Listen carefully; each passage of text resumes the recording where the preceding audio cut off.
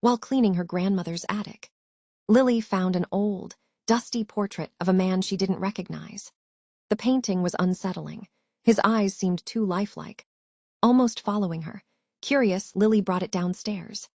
That night, as she tried to sleep, she heard footsteps pacing across the hallway.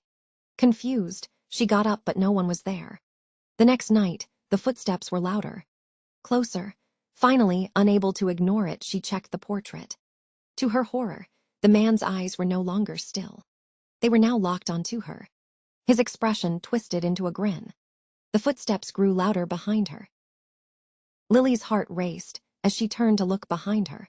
But there was nothing there. She spun back to the portrait. The man's grin had widened, his eyes now glowing faintly. Terrified, she shoved the painting into a closet and locked the door. But that night, the footsteps returned closer. Faster, she could hear them breathing now. Like something or someone was right behind her. Desperate, she opened the closet, only to find the painting gone. The air was thick with a cold chill. She turned, and the man from the portrait stood in the doorway, his grin stretching impossibly wide. "You can't hide from me." Lily backed away, her breath coming in shallow gasps. The man stepped forward, his eyes glowing brighter, his grin stretching unnaturally wide.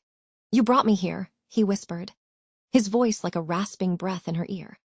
Panicking, Lily grabbed the nearest object, a lamp, and threw it at him. But it passed right through him. As if he were made of smoke, she turned to run. But the door slammed shut, trapping her inside. The walls began to close in, the air thick and suffocating. In the corner of the room, she saw the portrait reappear, now hanging on the wall only. It was different. The man was standing in the doorway, smiling, but now his face was her own. Lily's heart pounded as the figure moved closer. She stumbled back, but her legs felt weak, her body heavy. "You can't escape," he whispered, his voice slithering through the air. In a panic, Lily dashed for the window.